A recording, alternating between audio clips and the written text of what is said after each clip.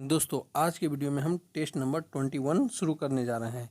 आप वीडियो को शुरू से अंत तक देखने के बाद ही यदि आपको वीडियो अच्छा लगे तो इस वीडियो को लाइक करें और अपने दोस्तों में इस वीडियो को शेयर करें और हमारे साथ ही सभी प्रश्नों का आंसर आप करते चलें, क्योंकि आपको प्रत्येक प्रश्न में 5 सेकंड का समय भी दिया जाता है ताकि आप सभी प्रश्नों का आंसर कर सकें और वीडियो के अंत में ज़रूर बताएं कि आपके कितने प्रश्न सही हो रहे हैं।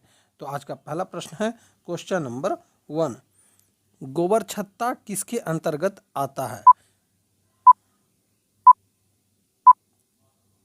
तो दोस्तों इसका सही उत्तर हो जाएगा ऑप्शन नंबर सी, मृत जीवी के अंतर्गत गोबर छत्ता आता है।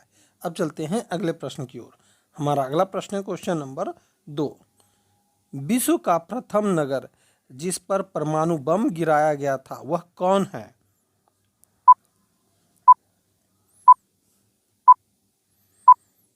तो दोस्तों इस प्रश्न का सही उत्तर हो जाएगा ऑप्शन नंबर सी, हिरोशिमा।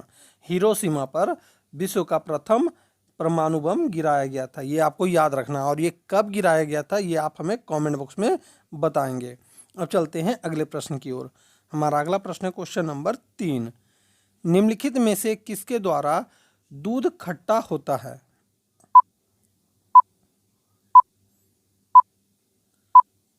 तो दोस्तों इस प्रश्न का सही उत्तर हो जाएगा ऑप्शन नंबर बी, बैक्टीरिया। दूध खट्टा होने का कारण बैक्टीरिया होता है। अब चलते हैं अगले प्रश्न की ओर। हमारा अगला प्रश्न है क्वेश्चन नंबर 4, एशिया खेलों में स्वर्ण पदक प्राप्त करने वाली पहली भारतीय महिला कौन थी?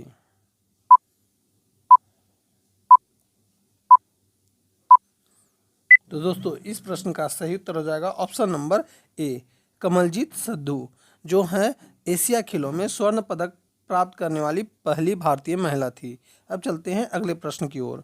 हमारा अगला प्रश्न क्वेश्चन नंबर 5, सर्वप्रथम विषाणु की खोज किसने की?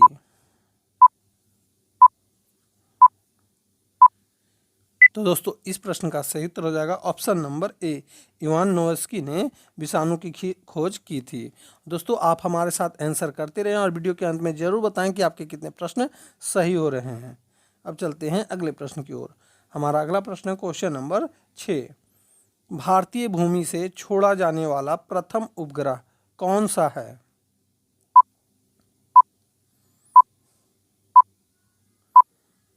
तो दोस्तों इस प्रश्न का सही उत्तर हो जाएगा ऑप्शन नंबर ए, रोहिणी 1, जो है भारतीय भूमि से छोड़ा जाने वाला प्रथम उपग्रह है, ये आपको याद रखना है। अब चलते हैं अगले प्रश्न की ओर। हमारा अगला प्रश्न है क्वेश्चन नंबर 7, दूध के दही के रूप में जमने का कारण है, क्या कारण है ये आपको बताना है।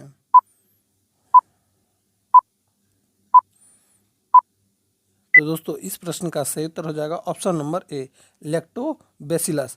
दूध के दही रूप में जमने का कारण लैक्टोबैसिलस है।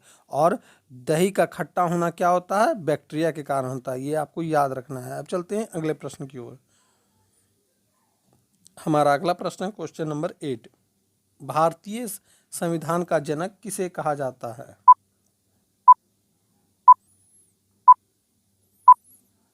तो दोस्तों इस प्रश्न का सही उत्तर हो जाएगा option number B, doctor Bhimrao Ambedkar को भारतीय संविधान का जनक कहा जाता है। अब चलते हैं अगले प्रश्न की ओर।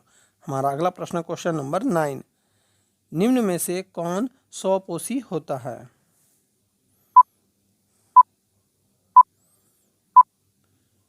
तो दोस्तों इस प्रश्न का सही उत्तर हो जाएगा ऑप्शन नंबर ए, शैवाल। शैवाल स्वपोषी होता है। अब चलते हैं अगले प्रश्न की ओर।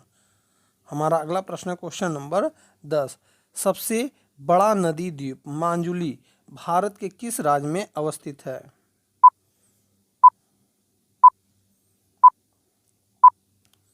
तो दोस्तों इस प्रश्न का सही उत्तर हो जाएगा ऑप्शन नंबर बी, असम या असम कह सकते हैं।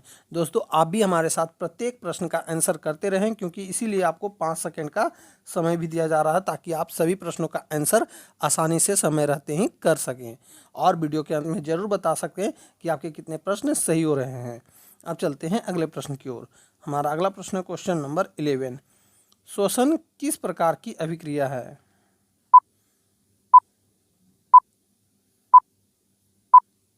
तो दोस्तों इस प्रश्न का सही उत्तर हो जाएगा ऑप्शन नंबर ए, उष्माक्षेपी अभिक्रिया है श्वसन। अब चलते हैं अगले प्रश्न की ओर। हमारा अगला प्रश्न है क्वेश्चन नंबर 12। भारत में खरोष्टी लिपि को किसने स्थापित किया?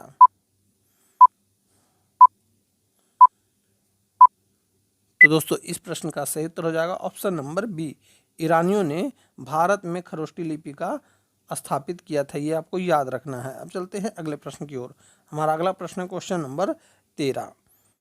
किस शैवाल से आयोडीन प्राप्त होता है?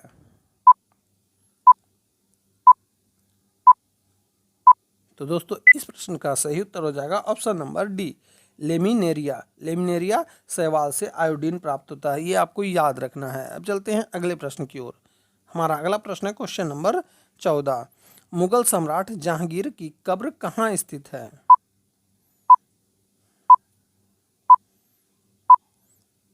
तो दोस्तों इस प्रश्न का सही उत्तर हो जाएगा ऑप्शन नंबर सी, लाहौर में। जहांगीर की कब्र कहाँ है? तो लाहौर में। अब चलते हैं अगले प्रश्न की ओर। हमारा अगला प्रश्न है क्वेश्चन नंबर 15। हाइड्रोफोबिया रोग उत्पन्न होता है, किससे होता है उत्पन्न, ये आपको बताना है।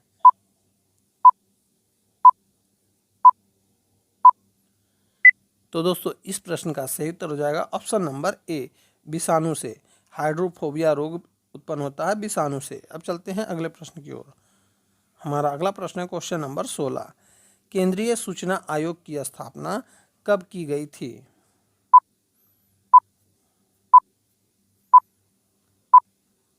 तो दोस्तों इस प्रश्न का सही उत्तर हो जाएगा ऑप्शन नंबर सी, 2005 में। केंद्रीय सूचना आयोग की स्थापना 2005 में हुई थी। अब चलते हैं अगले प्रश्न की ओर। हमारा अगला प्रश्न है क्वेश्चन नंबर 17। ऑक्सीजन है, क्या है ये आपको बताना है। ऑक्सीजन।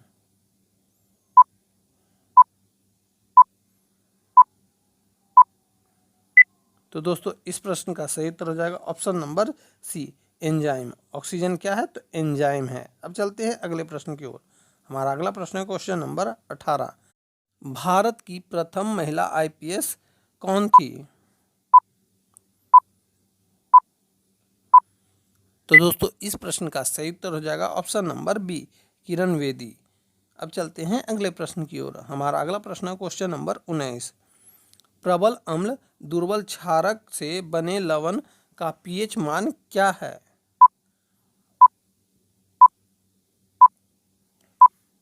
तो दोस्तों इस प्रश्न का सही उत्तर हो जाएगा ऑप्शन नंबर बी, 7 से कम होता है। अब चलते हैं अगले प्रश्न की ओर। हमारा अगला प्रश्न है क्वेश्चन नंबर 20। जैव प्रक्रम के अंतर्गत कौन आता है?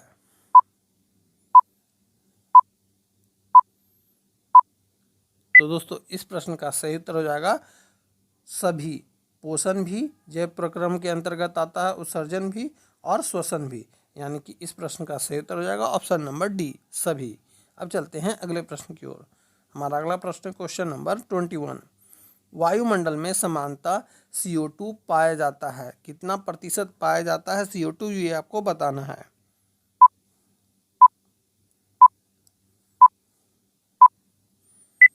तो दोस्तों इस प्रश्न का सही उत्तर हो जाएगा ऑप्शन नंबर डी, 0.03% के बराबर। अब चलते हैं अगले प्रश्न की ओर। हमारा अगला प्रश्न क्वेश्चन नंबर 22। छाया में पनपने वाले पौधे को क्या कहते हैं?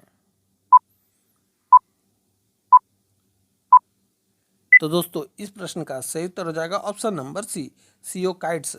छाया में पनपने वाले पौधे को सियोकाइट्स कहा जाता है। ये आपको याद रखना है। अब चलते हैं अगले प्रश्न की ओर। हमारा अगला प्रश्न है क्वेश्चन नंबर 23। मनुष्य में मुख्य श्वसन अंग क्या है?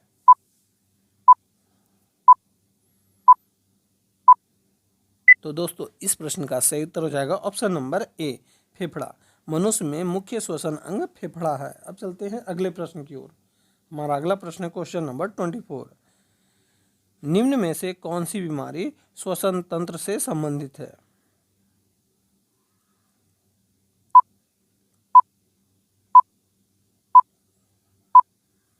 तो दोस्तों इस प्रश्न का सही उत्तर हो जाएगा टीबी भी श्वसन तंत्र से संबंधित है और निमोनिया भी। यानी कि ये प्रश्न का सही उत्तर हो जाएगा ऑप्शन नंबर डी, बी और सी दोनों। अब चलते हैं अगले प्रश्न की ओर। हमारा अगला प्रश्न है क्वेश्चन नंबर 25।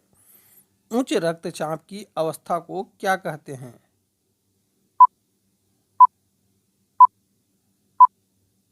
तो दोस्तों इस प्रश्न का सही उत्तर हो जाएगा option number C, hypertension कहा जाता है उच्च रक्तचाप की अवस्था को। और यह कितना से कितना होता है, तो यह होता है 120/80, ये भी आपको याद रखना है। तो दोस्तों यहीं पे हमारा यह वीडियो समाप्त होता है। अब आपको वीडियो अच्छा लग रहा है तो इस वीडियो को लाइक जरूर करें और अपने दोस्तों में जितना हो सके इस वीडियो को शेयर कर सकते हैं। अब हम मिलेंगे आपसे अगली वीडियो में, तब तक के लिए जय हिंद, वंदे मातरम।